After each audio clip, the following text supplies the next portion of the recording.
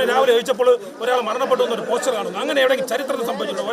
ഒരാൾ പോലും അറിയാതെ ഒരാൾ മരണപ്പെടുക എന്ന് പറഞ്ഞാൽ അല്ല, എല്ലാവരെയും അവിടുന്ന് പുറത്താക്കിയ ഒരു വിഭാഗം ആളുകൾ അകത്ത് നിൽക്കുന്നു എന്നതാണ് നിങ്ങളുടെ പ്രശ്നം. അതെ, അത് RSS ആണ് നിൽക്കുന്നത്. അവർ RSS BSDPയുടെ നേതാക്കളുമായിട്ടുള്ളവരാണ് അവിടെ നിൽക്കുന്നത്.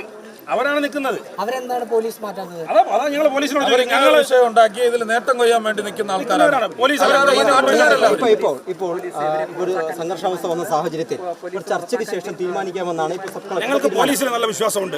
പോലീസ് നല്ല തീരുമാനമെടുക്കുമെന്നുള്ള ഉറച്ച വിശ്വാസം ഞങ്ങൾക്കുണ്ട്. പോലീസ് കൃത്യമായ നിലപാടെടുത്താൽ മാത്രം മതി.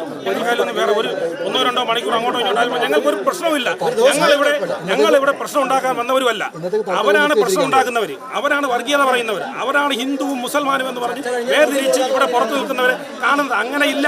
ഇവിടെ ഞങ്ങൾക്ക് എല്ലാവരും ഒന്നുപോലെയാണ്. ഹിന്ദുവായാലും മുസൽമായാലും എല്ലാം ഞങ്ങൾക്ക് ഒന്നുപോലെയാണ്. ഞങ്ങൾക്ക് അയാൾ അവിടെ ഉണ്ടോന്ന് അറിയുക, ഇതെങ്ങനെ മരണപ്പെട്ടു, അത്രേ ഉള്ളൂ. അതിലും വേറെ ഞങ്ങൾക്ക് വേറെ അവരുടെ ആചാരങ്ങൾക്കോ മറ്റു പ്രവർത്തനങ്ങൾക്കോ ഒന്നും ഞങ്ങൾ തടസ്സമല്ല.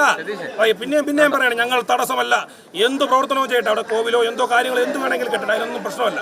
അദ്ദേഹം അവിടെ ഉണ്ടോ എന്നറിയാം ആദ്യം. അതാണ് അവിടെ പൊളിച്ച് നോക്കിയാൽ മാത്രമേ ഞങ്ങൾക്ക് അറിയാൻ കഴിയൂ. പിന്നെ ഇതെങ്ങനെ മരണപ്പെട്ടു എന്നറിയാം. ഇത് 2 ആവശ്യങ്ങളെ ഞങ്ങൾക്കുള്ളൂ. നാട്ടുകാരുടെ നിലയിൽ ഞങ്ങളുടെ ആവശ്യം അത് മാത്രമേ ഉള്ളൂ.